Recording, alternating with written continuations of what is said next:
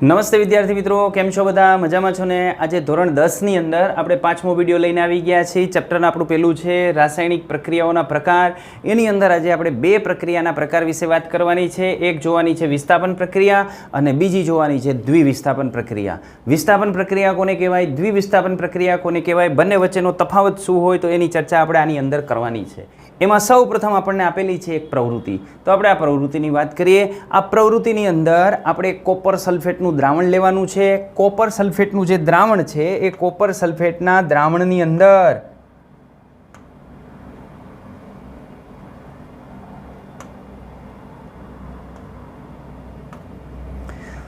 આ કોપર સલ્ફેટનું જે દ્રાવણ છે એ કોપર સલ્ફેટનું દ્રાવણ આપણે લેશું કે જે વાદળી રંગનું હોય. એનો રંગ કેવો હોય, તો વાદળી રંગનું આપણને દ્રાવણ જોવા મળે છે. તો આ જે વાદળી રંગનું દ્રાવણ છે એ વાદળી રંગના દ્રાવણની અંદર આપણે શું કરશું, તો એની અંદર લોખંડની ખીલ્લી આપણે ડુબાડવાની છે. આ લોખંડની ખીલ્લી એના ઉપર આપણે જ્યારે ડુબાડશું, એની અંદર જ્યારે આપણે ડુબાડશું ત્યારે એનો રંગ આપણે નોંધી રાખવાનો કે એનો રંગ કેવો હતો. આ CuSO4 જે છે એનો રંગ પણ આપણે નોંધી રાખશું કે પ્રક્રિયા પહેલાં એનો રંગ કેવો હતો.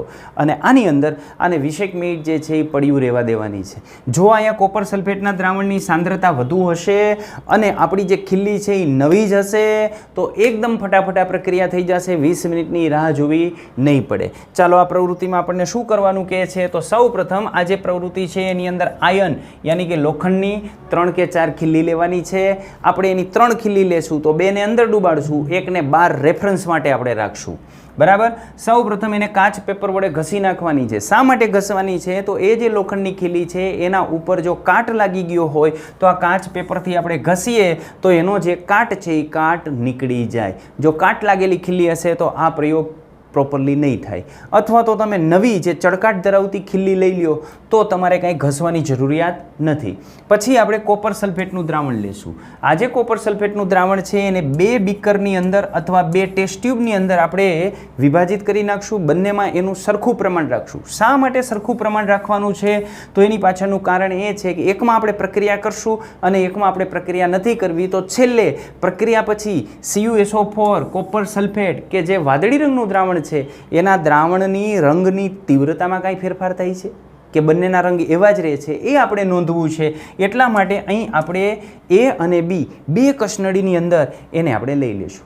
પછી આમાંથી આપણે કોઈ પણ એક બીકર લેશું અને એ બીકરની અંદર જે 2 ખીલ્લી છે એને દોરીથી બાંધી દેશું. એક આપણે રેફરન્સ માટે રહેવા દેશું. પછી એને આગળ આકૃતિમાં દર્શાવ્યું એવી રીતે આપણે આની અંદર ડીપ કરશું તો આની અંદર આપણે ડૂબાડશું. તો 3 ખીલ્લી લીધી હતી, એમાંથી 2 ખીલ્લીને આપણે આની અંદર જે છે ડુબાડીએ છીએ. CuSO4ના 2 દ્રાવણ લીધા હતા, કસનળી એની અંદર અને કસનળી B. તો કસનળી B આપણે રેફરન્સ માટે રાખશું અને કસનળી Aમાં આપણે આ પ્રેક્ટિકલ કરશું. તો આ પ્રેક્ટિકલ કરવાથી શું થાય છે એની આપણે વાત કરીએ. તો પ્રેક્ટિકલ પછી તમે જ્યારે ખીલ્લીને બહાર કાઢશો ત્યારે કોપર સલ્ફેટના દ્રાવણમાં જે ડૂબાડેલી ખીલ્લી હશે એ ખીલ્લી ઉપર કોપર જમા થઈ ગયું હશે આમાં દરેક જગ્યાએ. એટલે એ ખીલ્લીનો રંગ તમે જોશો તો રંગ કેવો જોવા મળશે, કોપર જેવો તામ્રવર્ણનો રંગ જોવા મળશે. અને આપણી જે પહેલી ખીલ્લી હતી એ પોતાના મૂળ કલરની અંદર જોવા મળશે. તો આ રીતે ખીલ્લીનો જે રંગ છે એમાં આ રીતનો ફેરફાર થશે. દ્રાવણમાં શું થશે, તો જે આપણે દ્રાવણ પ્રેક્ટિકલ માટે નહોતું લીધું, રેફરન્સ માટે રાખેલું હતું, એનો રંગ આ પ્રકારનો વાદળી હશે. જ્યારે જેને આપણે રેફરન્સ માટે લીધેલું હતું એ દ્રાવણના જે બ્લુ રંગ છે એની તીવ્રતામાં ઘટાડો થશે. આવું શું કામ થાય છે, તો આવું થાય છે એની પાછળનું કારણ કે આનું જે વાદળી રંગ છે, આ જે દ્રાવણ, એ દ્રાવણનો જે વાદળી રંગ છે એ વાદળી રંગનું કારણ કોણ, તો આ વાદળી રંગનું કારણ છે એમાં રહેલો Cu+2 આયન. તો આમાં Cu+2 આયનની માત્રા વધારે છે. જ્યારે આ તો આપણે પ્રેક્ટિકલ માટે લીધો હતો, તો પ્રેક્ટિકલ માટે આપણે લીધો હતો તો એમાંથી કોપર કેટલોક આ ખીલ્લી ઉપર જમા થઈ ગયો. અને જો આ દ્રાવણમાંથી ખીલ્લી ઉપર કોપર જમા થઈ ગયો હોય તો આમાં કોપરની માત્રા ઘટે અને કોપરની માત્રા ઘટે તો એના વાદળી રંગની તીવ્રતા ઘટે. એટલા માટે વાદળી રંગની તીવ્રતા આપણને એમાં ઓછી જોવા મળે છે.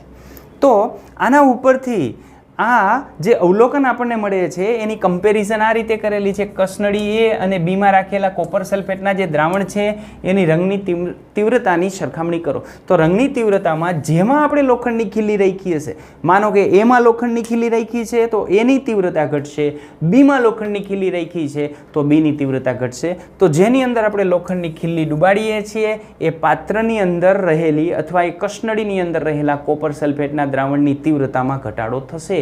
એનું દ્રાવણ આછા વાદળી રંગનું થઈ જશે. રેડી? જ્યારે ખીલ્લીની આપણે વાત કરીએ તો ખીલ્લીની સરખામણી કરીએ તો ખીલ્લી ઉપર કેવો રંગ આવશે? તામ્રવર્ણનો રંગ આવશે. એટલે જે ખીલ્લી આપણે બહાર રાખી છે એ મૂળ સ્વરૂપે જોવા મળશે અને જે ખીલ્લીને આપણે અંદર ડુબાડીએ છીએ એ અંદર ડુબાડેલી જે ખીલ્લી છે એ ખીલ્લીના રંગની અંદર શું થશે? તો એ ખીલ્લીનો રંગ અંદર ડુબાડેલી ખીલ્લી ઉપર કોપર જમા થશે, યાની તાંબાની જે વસ્તુ હોય ને એનો જેવો રંગ હોય એવો એનો રંગ આવશે. તો વાસ્તવમાં આ જે પ્રેક્ટિકલ આપણે કહીએ છીએ એ પ્રેક્ટિકલ થાય છે કે નથી થતો એ આપણે ચેક કરીએ પ્રેક્ટિકલ કરીને. તો ચાલો આ પ્રવૃત્તિનો આપણે પ્રેક્ટિકલ તરીકે નિહાળીએ. નમસ્તે મિત્રો, આજે આપણે વિસ્થાપનની જે પ્રક્રિયા છે વિસ્થાપનની પ્રક્રિયાનો અભ્યાસ કરવાનો છે, એની પ્રવૃત્તિ આપણે કરવાની છે. તો એની પ્રવૃત્તિ આપણે જોઈએ છીએ. એના માટે આપણને આપેલું છે CuSO4નું દ્રાવણ. તો હું આ CuSO4નું દ્રાવણ 2 ટેસ્ટ ટ્યુબની અંદર લઈ લઉં છું. આ 2 ટેસ્ટ ટ્યુબમાં એટલા માટે કે એકમાં આપણે પ્રેક્ટિકલ કરશું અને એકમાં પ્રેક્ટિકલ પછી એના કલર કેવો હતો એનું કમ્પેરિઝન કરવા માટે આપણે આ 2 જુદી જુદી ટેસ્ટ ટ્યુબની અંદર એના દ્રાવણ લઈ લઈએ છીએ. તો આ CuSO4નું દ્રાવણ છે, કોપર સલ્ફેટ કે જેને આપણે મોરથુથુ તરીકે ઓળખીએ છીએ. આ એનું જલીય દ્રાવણ છે. હવે મેં બીજું ખીલ્લી લીધેલી છે. તો ખીલ્લીની આપણે વાત કરીએ તો ખીલ્લી મારે એના દ્રાવણની અંદર ડુબાડવી છે એટલે ખીલ્લીને મેં આવી રીતે આની સાથે બાંધી દીધી છે. એક દોરો છે અને દોરા સાથે ખીલ્લીને મેં બાંધી દીધી છે અને બીજી કેટલીક એમને મુક્ત ખીલ્લી રાખેલી છે કે જેથી આપણે એના કલરની કમ્પેરિઝન કરી શકીએ. તો આ કેટલીક એમનેમ ખીલ્લી કે જેના ઉપર આપણે પ્રક્રિયા નહીં કરીએ અને અહીં દોરી વડે બાંધી અને ખીલ્લી રાખેલી છે. આ ખીલ્લી શેની બનેલી હોય? એફીની. એટલે આની અંદર જે મેટલ છે એ મેટલ એફી મેટલ હશે. અને આમાં જે દ્રાવણ છે એ દ્રાવણ કયું છે? તો આ CuSO4નું દ્રાવણ છે. હવે આ જે CuSO4નું દ્રાવણ છે એની અંદર આ જે લોખંડની ખીલ્લી છે એ લોખંડની ખીલ્લીને આપણે ડીપ કરશું, એની અંદર આપણે ડુબાડવાની છે. તો આ ખીલ્લીને આપણે આની અંદર ડુબાડી દઈએ. બરાબર? તો ખીલ્લીને આપણે ડુબાડી દીધી આની અંદર. હવે આમાં ડુબાડી અને એના ઉપર જે પ્રક્રિયા થાય છે એ પ્રક્રિયા આપણે જોવાની છે કે આના ઉપર કેવી પ્રક્રિયા થાય છે. તો આ ખીલ્લીને આની અંદર ડુબાડી અને આપણે 20 મિનિટ સુધી જે છે એ રહેવા દેવાની છે. તમારું જો CuSO4નું દ્રાવણ છે એ દ્રાવણ સાંદ્ર દ્રાવણ હશે તો પ્રક્રિયા બહુ ઝડપથી થઈ જશે. તમે જોઈ રહ્યા છો કે ખીલ્લીને આપણે ડુબાડી છે અને થોડીક જ ક્ષણો થઈ છે પણ તેમ છતાં આની અંદર પ્રક્રિયા થઈ ગઈ છે. હવે હું તમને એ ખીલ્લી બહાર કાઢીને બતાવું તો આ ખીલ્લીનો રંગ જે છે એ કેવો થઈ ગયો છે. તમે જુઓ છો કેટલો સમય થયો? બહુ થોડો સમય થયો છે. ચાલો, આ જે ખીલ્લીનો રંગ તમે જોઈ શકો છો કે અહીં જે ખીલ્લી છે એ ખીલ્લીનો રંગ કેવા પ્રકારનો છે? તો આ ખીલ્લીનો રંગ ઓરિજિનલ ખીલ્લી કેવી હતી? તો ઓરિજિનલ જે ખીલ્લી હતી એ ઓરિજિનલ ખીલ્લીનો રંગ જે છે આવો હતો. તો આ ખીલ્લી કે જેના ઉપર શું થઈ ગયું? તો ખીલ્લી ઉપર તામ્ર જે છે એ જમા થઈ ગયું, તાંબુ આના ઉપર જમા થઈ ગયું ને એમાં રહેલો જે એફી છે એ એફી જે દ્રાવણ હતું એ દ્રાવણમાં ગયો. તો આ છે વિસ્થાપનની પ્રક્રિયા. રેડી? તો હવે આપણે CuSO4ના જે દ્રાવણ રાખેલા એની આપણે કમ્પેરિઝન કરી લઈએ. તો આ CuSO4ના દ્રાવણ છે આ કે જેની અંદર આપણે ખીલ્લી ડુબાડેલી હતી અને આ ઓરિજિનલ દ્રાવણ. બંનેના કલરની ઇન્ટેન્સિટી જે તીવ્રતા છે એ તીવ્રતા તમે જુઓ તો આ બાજુનો જે કલર છે એ કલર આછો થઈ ગયો છે અને આ બાજુનો જે કલર છે એઝ ઇટ ઇઝ જેવો હતો એવો જ કલર આપણને જે છે એ જોવા મળે છે. રેડી? આવું શું કામ થયું હશે? આમાંથી આનો જે વાદળી રંગ હતો એ આછો કેમ થયો? તો આની અંદર રહેલા જે Cu+2 છે કે જેને કારણે વાદળી રંગ હતો એ આ દ્રાવણમાંથી લોખંડની જે ખીલ્લી હતી એ ખીલ્લી ઉપર જમા થઈ ગયા. આ જે ખીલ્લી છે એ ખીલ્લી ઉપર જમા થઈ ગયા. ખીલ્લી ઉપર જમા થઈ ગયા એટલે આની અંદર કોપરની સંખ્યા શું થઈ? કોપર આયનની સંખ્યા ઘટી એટલે દ્રાવણની તીવ્રતામાં શું થયો? ઘટાડો થયો. તો આ પ્રકારની પ્રવૃત્તિ આપણને આની અંદર જે છે એ જોવા મળે છે. મૂળ એની અંદર રિએક્શન કેવી રીતની થતી હોય તો એ આપણે વિડીયોની અંદર જોશું. તો અહીં આપણે જે પ્રેક્ટિકલ સ્વરૂપે જોયું એ પ્રેક્ટિકલ સ્વરૂપે તમને બે બાબતો ખ્યાલ આવી. તો જે ખીલ્લી હતી એ ખીલ્લીના રંગની અંદર જે છે એ ફેરફાર આપણને જોવા મળે છે, અને કોપર સલ્ફેટનું જે દ્રાવણ હતું એના રંગની અંદર શરૂઆતની તીવ્રતા અને અંતિમ તીવ્રતા એમાં પણ તફાવત આપણને જોવા મળે છે. તો આવું શું કામ થાય છે તો એ સમજીએ પ્રક્રિયા મારફતે. તો આવું થાય છે એની પાછળની કારણ છે એમાં થતી રાસાયણિક પ્રક્રિયા. આ લોખંડની ખીલ્લી કે જે એફીની બનેલી હોય એટલે લોખંડ એફી મેટલ એની અંદર હશે. આ કોપર સલ્ફેટનું દ્રાવણ કે જેનો રંગ કેવો હતો? વાદળી રંગ. આ વાદળી રંગ પાછળનું કારણ કોણ હતું? તો દ્રાવણમાં રહેલો Cu+2 આયન કે જેને આપણે ક્યુપ્રિક આયન કહીએ છીએ. કેવો આયન? Cupric ion. Cu+1 હોય તો ક્યુપ્રસ કહેવાય અને Cu+2 હોય તો ક્યુપ્રિક કહેવાય. એટલે આ CuSO4નું દ્રાવણ કે જે વાદળી રંગનું હતું. હવે ખીલ્લી આપણે આની અંદર રાખી એટલે શું થયું? તો ખીલ્લી આની અંદર રાખી એટલે આ જે એફી છે એ વધુ સક્રિય ધાતુ છે. કેવી છે? વધુ સક્રિય ધાતુ છે. અને એફી જે વધુ સક્રિય ધાતુ છે એ અહીંયા કોપરને એવું કહે છે કે સક્રિયતા મારી વધારે છે અને સંયોજન તે બનાવી નાખ્યું. સક્રિયતા મારી વધારે છે અને સંયોજન તે બનાવી નાખ્યું. ચાલ ચાલ ચાલ સંયોજનમાંથી તું છૂટું પડ. એટલે આ જે કોપર છે એ કોપર સંયોજનમાંથી છૂટું પડશે અને આ જે SO4 છે એની સાથે એફી સંયોજન બનાવી નાખશે અને એ જે સંયોજન બને છે એ FeSO4નું દ્રાવણ હશે. આ FeSO4નું જે દ્રાવણ બને છે એ FeSO4ના દ્રાવણની અંદર આછો લીલો રંગ આપણને જોવા મળે. પણ અહીં FeSO4ના દ્રાવણની સાંદ્રતા ખૂબ ઓછી હશે એટલે આપણે ઓબ્ઝર્વ કરી શકશું નહીં. નહીંતર આ FeSO4નું જે દ્રાવણ છે એ દ્રાવણ લીલા રંગનું હોય. આગળ આપણે વિઘટનની પ્રક્રિયાની અંદર જોઈ ગયા ને કે FeSO4.7H2O શરૂઆતમાં લીલા રંગનું દ્રાવણ હતું અને એને આપણે ગરમ કરતા હતા તો એમાંથી જે છે એ લાલાશ પડતા કથાઈ રંગના આયન ઓક્સાઇડ ઉત્પન્ન થતો હતો. એ જ આ FeSO4 ઉત્પન્ન થાય છે. તો આ પ્રક્રિયામાં થયું શું? તો એક ધાતુનું સંયોજન હતું. આ કોપર ધાતુનું સંયોજન.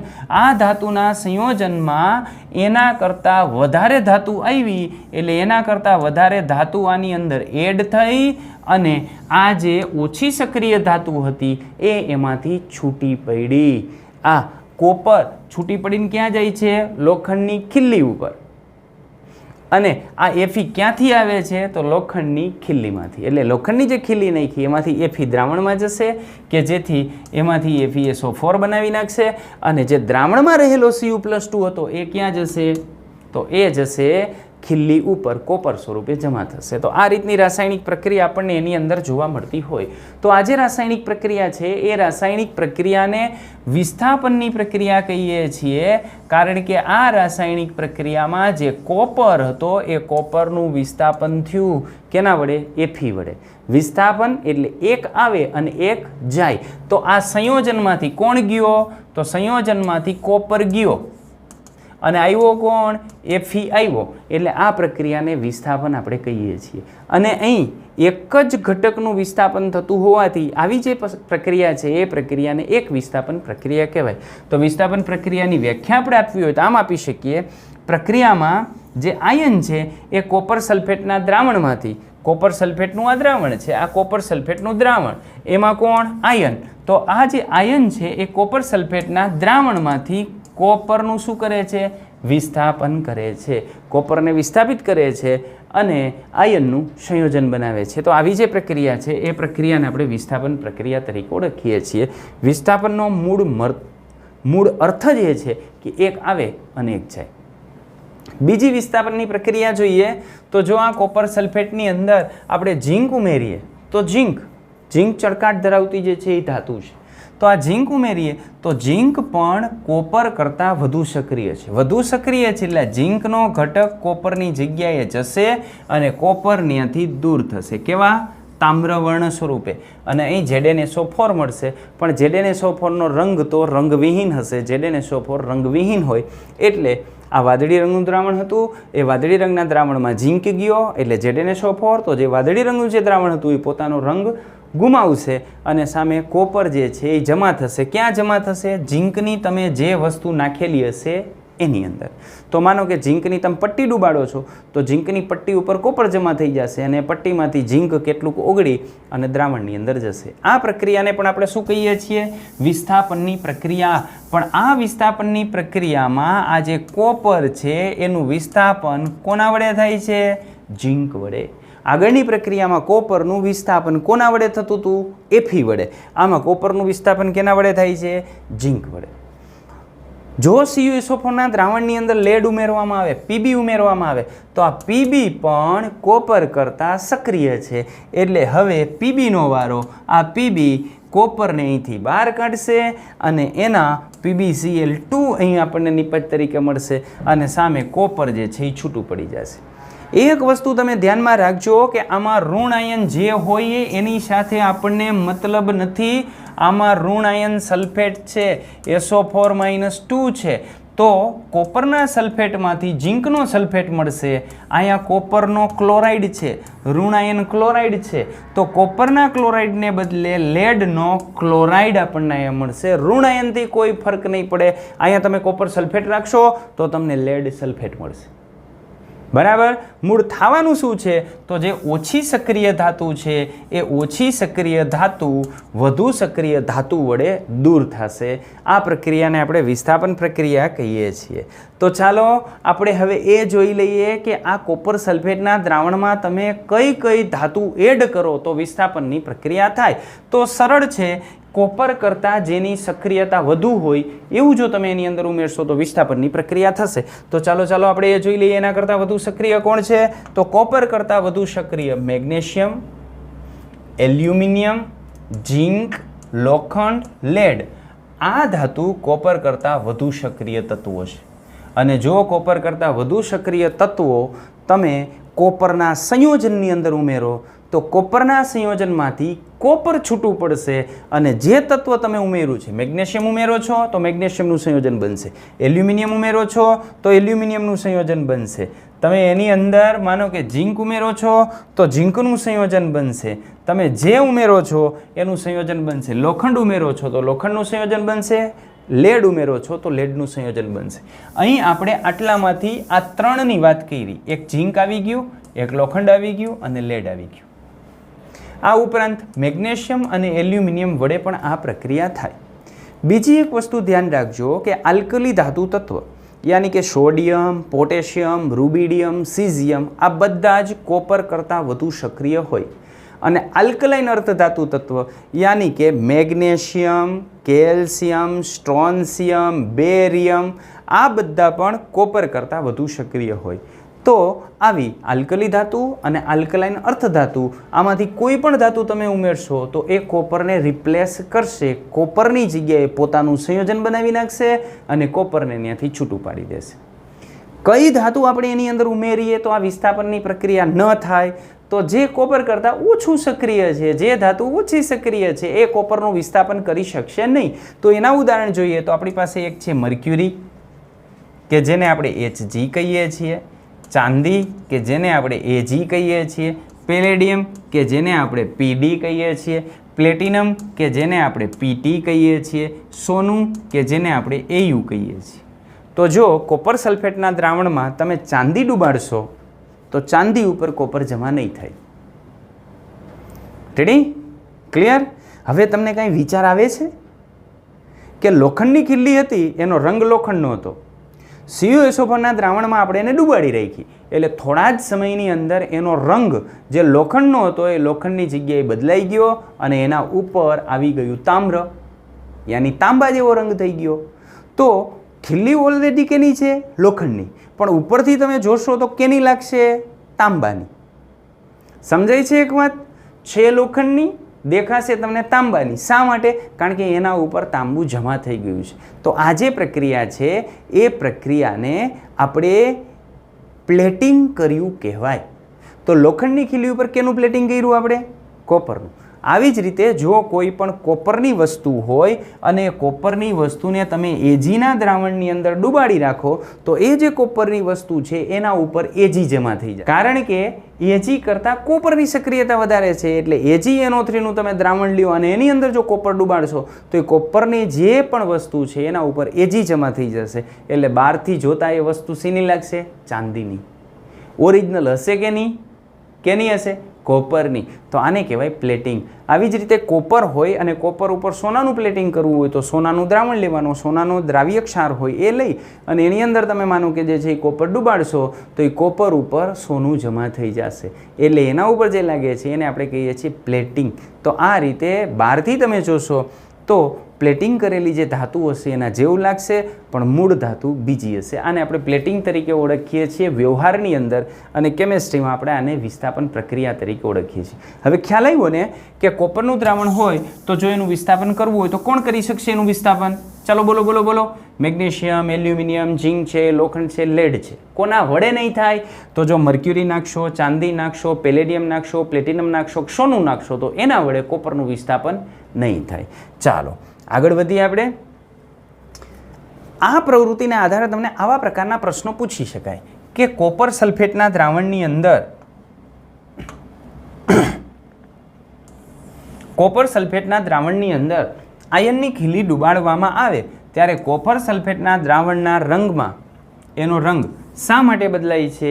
તો એની પાછળનું કારણ છે કોપર સલ્ફેટનું દ્રાવણ CuSO4. આની અંદર આપણે લોખંડની ખીલી નાખીએ છીએ. આનું રંગ હોય છે વાદળી અને આ વાદળી રંગ પાછળનું કારણ હોય છે Cu+2.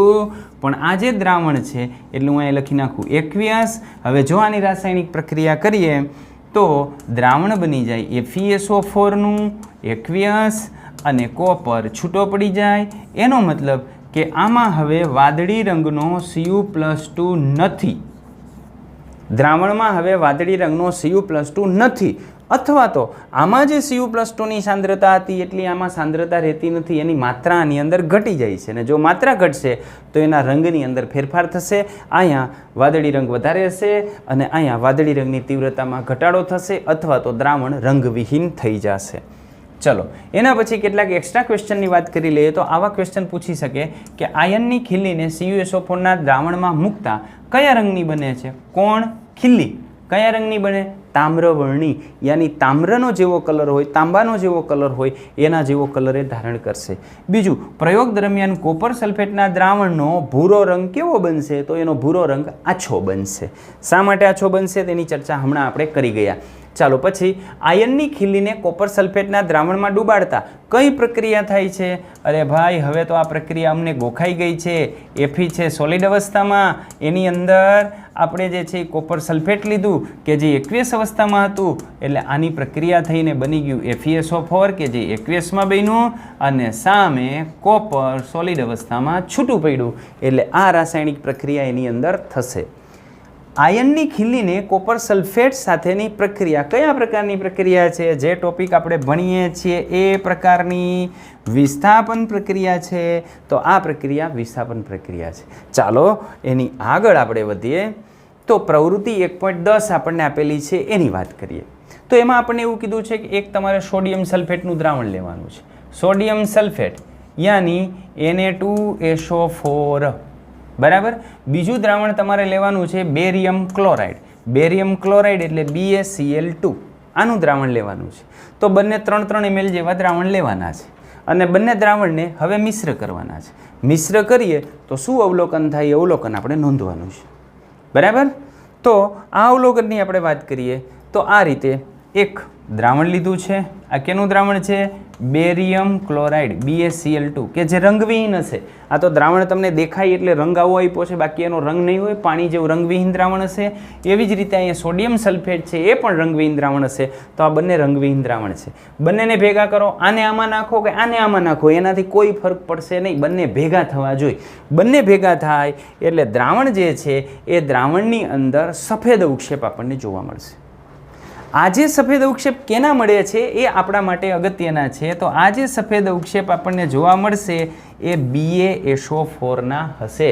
પછી આ Ba+2 જેમાંથી આવ્યો હોય એની સાથે આપણને મતલબ નથી, અને SO4 - 2 પણ જેમાંથી આવ્યો હોય એની સાથે આપણને મતલબ નથી.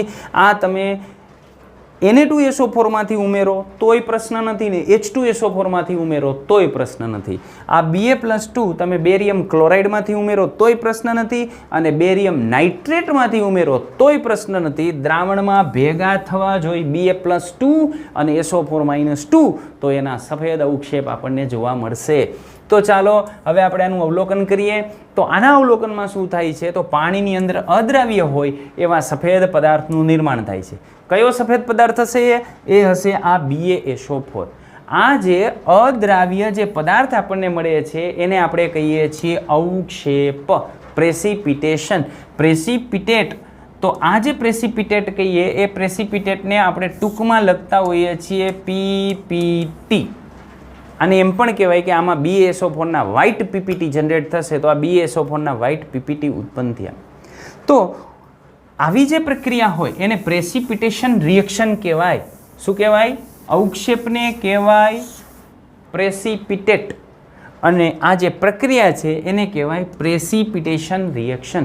તો પ્રેસિપિટેશન રિએક્શન એટલે શું? આપણે એવી રીતે લખી શકીએ, એવી કોઈ પણ પ્રક્રિયા કે જે પ્રક્રિયાની અંદર અવક્ષેપ ઉત્પન્ન થતા હોય. અવક્ષેપ, તો જો પ્રક્રિયાની અંદર અવક્ષેપ ઉત્પન્ન થતા હોય તો આવી જે પ્રક્રિયા છે એને આપણે અવક્ષેપન પ્રક્રિયા તરીકે ઓળખીએ છીએ. એને આપણે અવક્ષેપન પ્રક્રિયા કહીએ છીએ.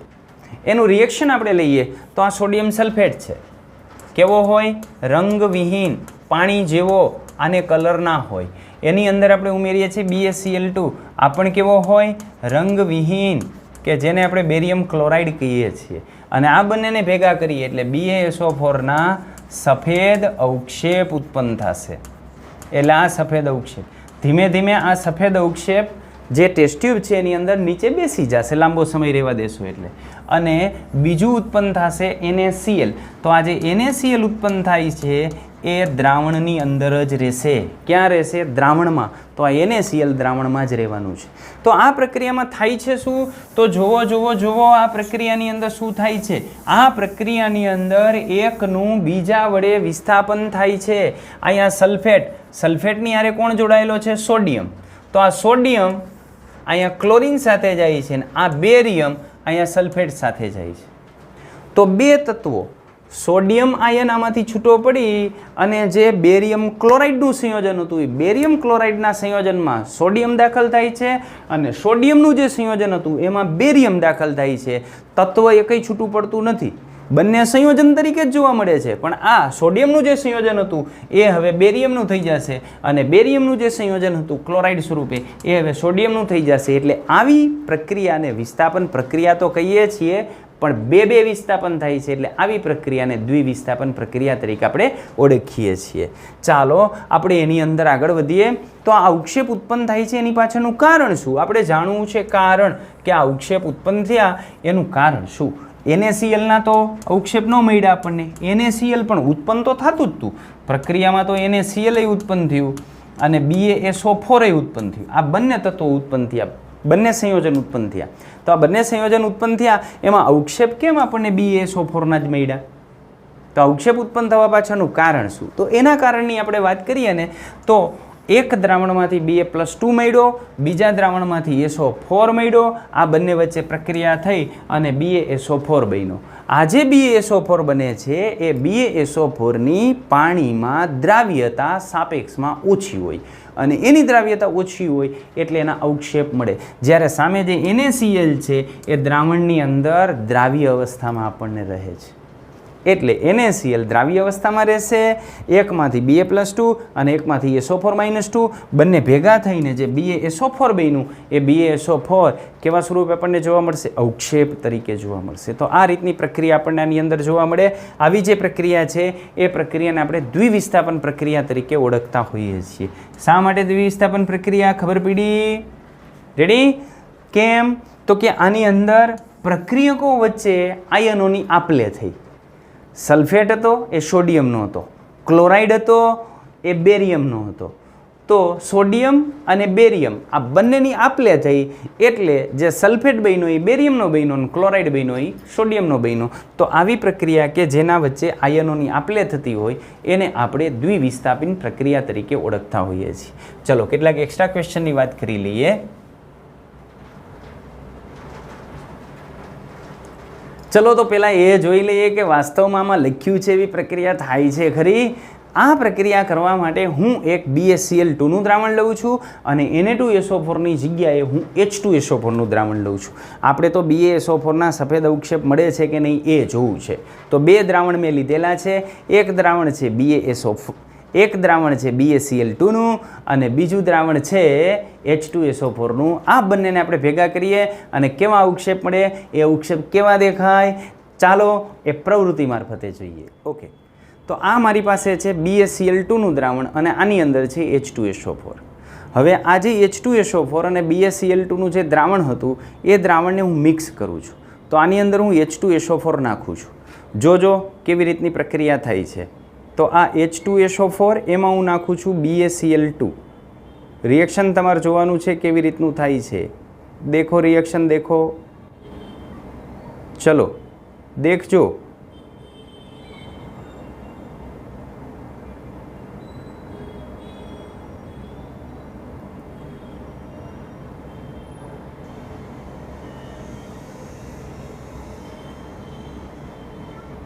આ દ્રાવણ જેમ જેમ નીચે ઉતરશે એમ એના અવક્ષેપ જે છે એ વધતા જશે.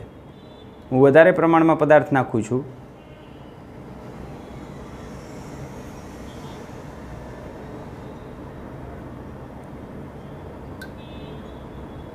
થોડી ટેસ્ટ ટ્યુબ ખાલી કરી અને એને હું હલાવી નાખું.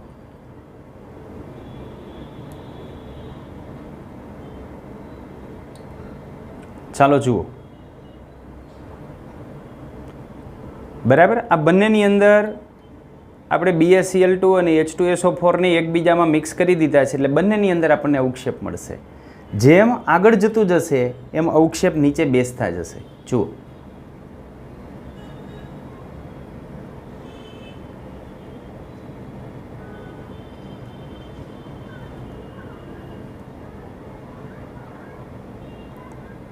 આ થઈ ગયું. ટોટલી ટ્રાન્સપરન્ટ હતું એમાંથી જે છે એ ટોટલી મિલ્કી વ્હાઇટ કલરના અવક્ષેપ જે છે એ જમા થઈ ગયા. હવે આને થોડો સમય માટે રહેવા દેશું તો એ ધીમે ધીમે BaSO4ના જે અવક્ષેપ મળ્યા છે એ ધીમે ધીમે નીચે બેસી જશે. તો આ હતી આપણી પ્રવૃત્તિ.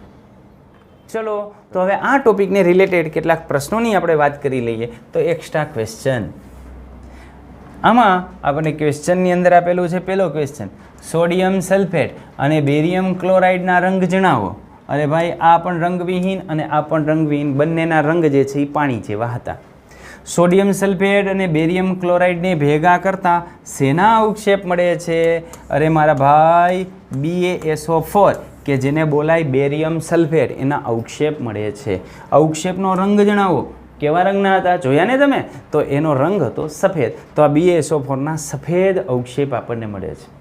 કોઈ પણ તમને દ્રાવણ આપેલું હોય એ દ્રાવણની અંદર Ba+2ની હાજરી નક્કી કરવી હોય ને તો એ આ BaSO4ના અવક્ષેપ દ્વારા આપણે નક્કી કરી શકીએ.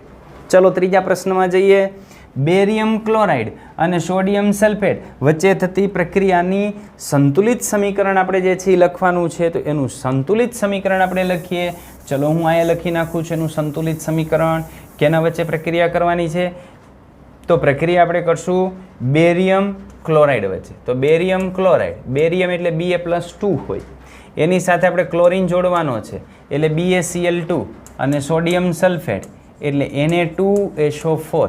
આની આપણે પ્રક્રિયા કરીએ એટલે નિપજ તરીકે આપણને મળશે BaSO4 અને સામે મળશે NaCl.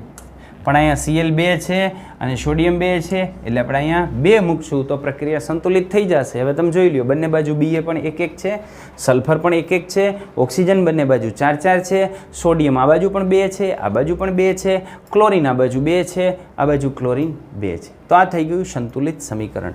ચોથા પ્રશ્નમાં આપણને પૂછ્યું છે વચ્ચે થતી પ્રક્રિયા કયા પ્રકારની છે? પ્રક્રિયાનો પ્રકાર. તો આ પ્રક્રિયાને શું કહેશું? આ એક સંયોજન, આ બીજું સંયોજન, આનો આયન આના વડે વિસ્થાપિત થાય, આનો આયન આના વડે વિસ્થાપિત થાય એટલે આ પ્રક્રિયાને આપણે દ્વિવિસ્થાપન પ્રક્રિયા તરીકે ઓળખીએ છીએ.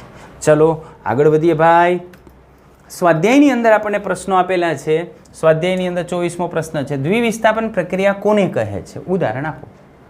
તો દ્વિવિસ્થાપન પ્રક્રિયા કોને કહેશું? દ્વિવિસ્થાપન પ્રક્રિયા તો બે આપણે જુદા જુદા પ્રકારના સંયોજન લઈએ તો બંને જે સંયોજન છે એ સંયોજનના જે આયનો છે એ એકબીજા સાથે એક્સચેન્જ થાય, એકબીજા સાથે બદલાય, તો આવી જે પ્રક્રિયા છે એ પ્રક્રિયાને દ્વિવિસ્થાપન પ્રક્રિયા કહેવાય. ઉદાહરણ તો ઉદાહરણ હમણાં આપણે જે છે એ લખ્યું BaSO4ની બનાવટમાં આપણે જે જોયું કે BaCl2 હતું, એની અંદર આપણે ઉમેર્યું Na2SO4. આ Na2SO4 ઉમેર્યું એટલે નિપજ તરીકે આપણને મળ્યું BaSO4 અને સામે NaCl છૂટા પડ્યા. આ એનું ઉદાહરણ છે. બીજું ઉદાહરણ જોતું હોય તો માનો કે તમને બીજું કંઈ યાદ નથી આવતું અને તમે આને રિપ્લેસ કરી દો, એની જગ્યાએ તમે H2SO4 વાપરી દો તો BaCl2 એ H2SO4 સાથે પ્રક્રિયા કરશે. અહીંયા તો તમને BaSO4ના સફેદ અવક્ષેપ જ મળશે, પણ અહીંયા તમને મળી જશે 2HCl. રેડી? તો આ જે પ્રક્રિયા છે એ પ્રક્રિયાને આપણે દ્વિવિસ્થાપનની પ્રક્રિયા કહીએ છીએ. ચાલો, અવક્ષેપન પ્રક્રિયા કોને કહેવાય? ઉદાહરણ આપી સમજાવો. તો અવક્ષેપન પ્રક્રિયા આપણે કોને કહેશું? તો જ્યારે કોઈ પણ બે પદાર્થને આપણે જ્યારે ભેગા કરીએ, કોઈ પણ બે સંયોજનના દ્રાવણને આપણે ભેગા કરીએ તો એમાંથી જો અદ્રાવ્ય હોય એવો કોઈ પદાર્થ ઉત્પન્ન થતો હોય તો આ જે પ્રક્રિયા છે એ પ્રક્રિયાને આપણે અવક્ષેપન પ્રક્રિયા કહીએ છીએ. આ અવક્ષેપન પ્રક્રિયાનું ઉદાહરણ છે. આ પણ અવક્ષેપન પ્રક્રિયાનું ઉદાહરણ છે. રેડી? માનો કે આપણે CuSO4નું દ્રાવણ લઈએ તો આ કોપર સલ્ફેટનું દ્રાવણ છે. આ કોપર સલ્ફેટના દ્રાવણની અંદર આપણે H2S ઉમેરીએ તો નિપજ તરીકે CuS મળશે. તો આ જે CuS છે એના અવક્ષેપ આપણને મળશે અને આના અવક્ષેપ કાળા રંગના હશે. કેવા? કાળા રંગના અવક્ષેપ આપણને મળશે. અને સામે શું ઉત્પન્ન થશે?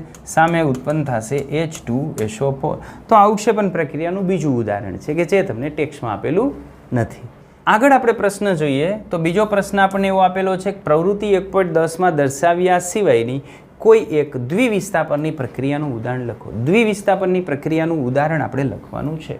તો દ્વિવિસ્થાપનની પ્રક્રિયાનું ઉદાહરણ હમણાં આપણે કોપરવાળી દર્શાવી, કોપરવાળી દ્વિવિસ્થાપન પ્રક્રિયાના ઉદાહરણમાં આપણે લખી શકીએ.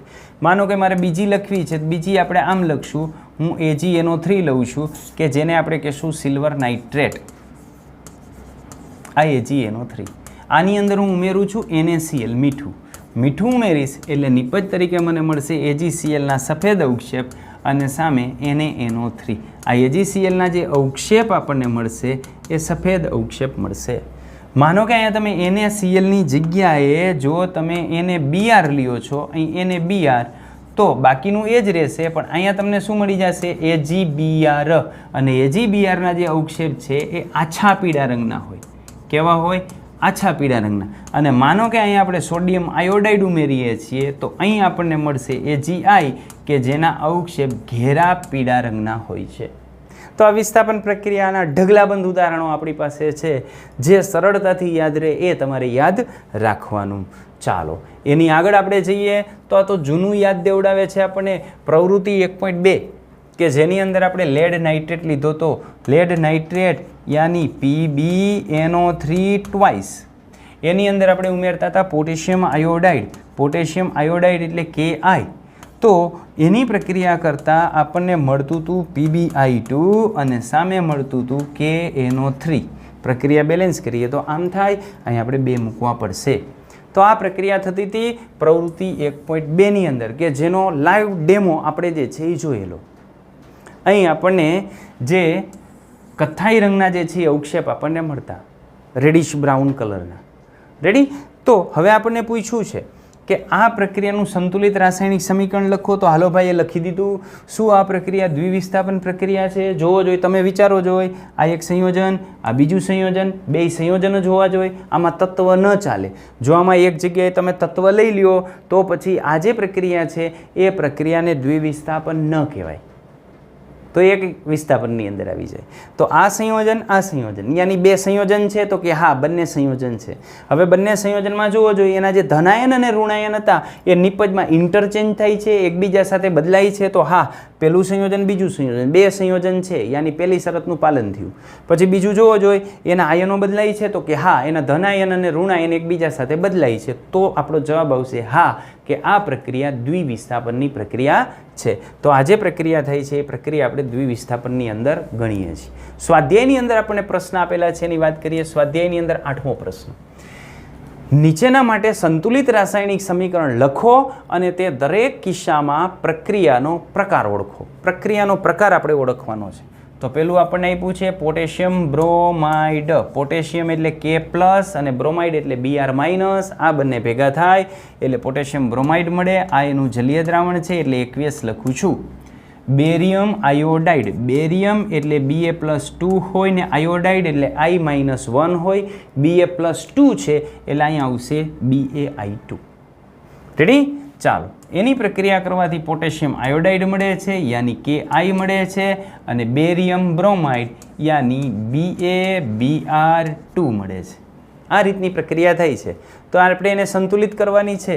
તો સંતુલિત I2 છે એટલે આપણે અહીંયા કેટલા મૂકવા પડશે? I2 છે એટલે આપણે અહીંયા મૂકી દઈએ 2. તો પોટેશિયમ 2 થઈ ગયા તો અહીંયા આપણે 2 મૂકવા પડશે. તો આ રીતે Br પણ 2. હવે પ્રક્રિયા સંતુલિત થઈ ગઈ છે. પછી બીજો પ્રશ્ન કે પ્રક્રિયાનો પ્રકાર ઓળખવાનો છે. તો આ પ્રક્રિયા કયા પ્રકારની છે? એક સંયોજન બીજું સંયોજન, બે પ્રકારના સંયોજન.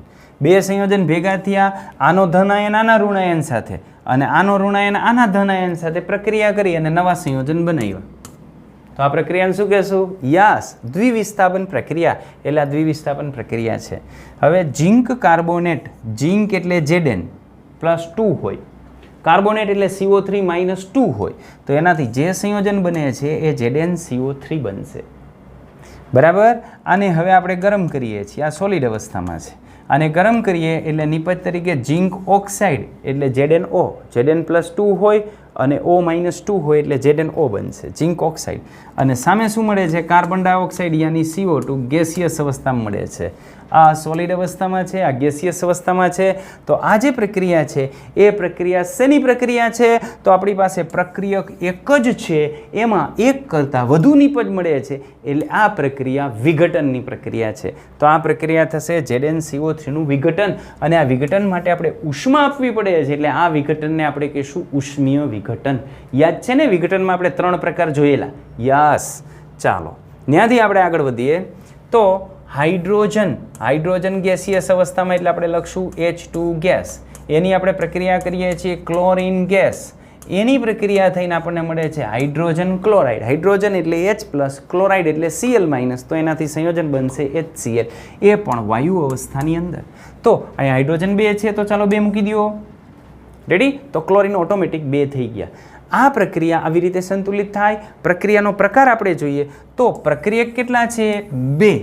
2 શું થયા? ભેગા થયા. અને ભેગા થઈને આપણને શું મળી? એક જ નિપજ મળી. એટલે આ જે પ્રક્રિયા છે એ પ્રક્રિયાને આપણે શું કહેશું? સંયોગીકરણ. તો આ સંયોગીકરણની પ્રક્રિયા છે.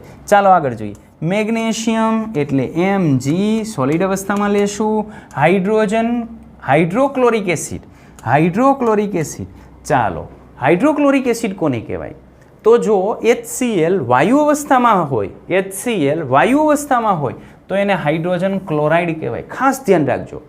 HCl વાયુ અવસ્થાની અંદર હોય તો એને હાઇડ્રોજન ક્લોરાઇડ કહેવાય.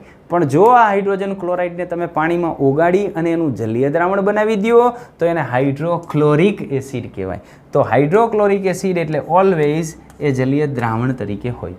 આની પ્રક્રિયા કરશું એમાંથી આપણને મળશે મેગ્નેશિયમ ક્લોરાઇડ. પણ મેગ્નેશિયમ Mg+2 હોય એટલે સંયોજન મળશે MgCl2. અને સામે હાઇડ્રોજન છૂટો પડશે તો આ છૂટો પડ્યો હાઇડ્રોજન. પ્રક્રિયા બેલેન્સ કરીએ. ક્લોરીન 2 છે તો આપણે અહીંયા 2 મૂકવા પડશે. હાઇડ્રોજન 2 તો આ બાજુ હાઇડ્રોજન 2 થઈ ગયા. Mg1 તો આ બાજુ Mg1 છે. તો આ રીતે આપણને સંયોજન મળશે. MgCl2નું જલીય દ્રાવણ મળશે અને હાઇડ્રોજન વાયુ અવસ્થામાં મળશે. ચાલો આ એક સંયોજન છે. એની સાથે એક તત્વની પ્રક્રિયા થઈ અને જે તત્વ હતું એનું સંયોજન મળ્યું અને સંયોજન હતું એમાંથી એક તત્વ છૂટો પડ્યો એટલે આને કહેશું વિસ્થાપન પ્રક્રિયા. પણ એકનું થાય છે એટલે આપણે આને કહેશું એક વિસ્થાપન પ્રક્રિયા. ઓકે, ચાલો આગળ આપણે જોઈએ તો આપણને આપેલું છે વિસ્થાપન પ્રક્રિયા અને દ્વિવિસ્થાપન પ્રક્રિયા વચ્ચેનો શું તફાવત હોય છે. તો આપણે તફાવતની વાત તો કરીએ જ છીએ કે આ વિસ્થાપન પ્રક્રિયામાં શું હોય તો એક સંયોજન હોય અને એની સાથે એક તત્વ હોય.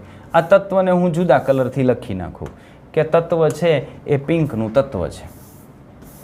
તો આ તત્વ આમના વચ્ચે રાસાયણિક પ્રક્રિયા થઈ એટલે જે તત્વ હતું એનું બની જશે સંયોજન અને જે સંયોજન હતું એ સંયોજનમાંથી છૂટું પડી જશે તત્વ. તો સંયોજનમાંથી એક તત્વ છૂટું પડશે. શું થાય? આ તત્વની સક્રિયતા કેવી હોય? વધારે હોય. એટલે આ તત્વ જે તત્વનું સંયોજન આપેલું છે એના કરતાં વધારે સક્રિય હોય ત્યારે આ તત્વ સંયોજનમાંથી તત્વ છૂટું પાડશે અને પોતાનું સંયોજન બનાવી નાખશે. તો આવી જે પ્રક્રિયા છે એને વિસ્થાપન પ્રક્રિયા આપણે કહીએ છીએ. તો એક વિસ્થાપન પ્રક્રિયા કહીએ છીએ. દ્વિવિસ્થાપનમાં શું હોય તો દ્વિવિસ્થાપનમાં બે પ્રકારના સંયોજન હોય, બંને સંયોજન હોય. પહેલું પણ સંયોજન હોય અને બીજું પણ સંયોજન હોય અને આ બંને સંયોજનના જે ધનાયન અને ઋણાયન એકબીજા સાથે બદલાય અને નવા બે સંયોજનો ઉત્પન્ન કરી નાખે. તો આમાં સંયોજન નિપજમાં પણ શું મળશે? બે સંયોજન. આમાં શું મળશે? તત્વ સંયોજન અને નિપજમાં શું મળશે? સંયોજન ને તત્વ. રેડી? તો આ એક વિસ્થાપન પ્રક્રિયા છે, આ દ્વિવિસ્થાપન પ્રક્રિયા છે. આગળ આપણને આવો પ્રશ્ન જે છે એ પૂછી શકે કે વિસ્થાપન પ્રક્રિયાઓ કોને કહે છે? ઉદાહરણ આપી સમજાવો. ભરપૂર ઉદાહરણ આપણે આની અંદર જે છે એ આપેલા છે. ઓકે, તો અહીં આપણો જે આ વિડીયો છે એ વિડીયો આપણે પૂરો કરીએ છીએ. ઉમ્મીદ રાખીએ કે તમને આ વિડીયો જે છે એ ખૂબ ગમ્યો હશે. આવા વધુ વિડીયો જોવા માટે આપણી જે ચેનલ છે એને સબસ્ક્રાઈબ કરો અને આ વિડીયોને શેર કરો. આ બધા જ વિડીયો તમને જે છે એકદમ ફોર્મેટની અંદર અને લિંક વાઇઝ તમારે જોવા હોય તો એના માટે તમે જે છે એ આવી જાઓ આપણી એપ્લિકેશન ઉપર. પ્રજ્ઞાન આપણી એપ્લિકેશનનું જે છે એ નામ છે પ્રજ્ઞાનની અંદર તમે જે છે એ આવો.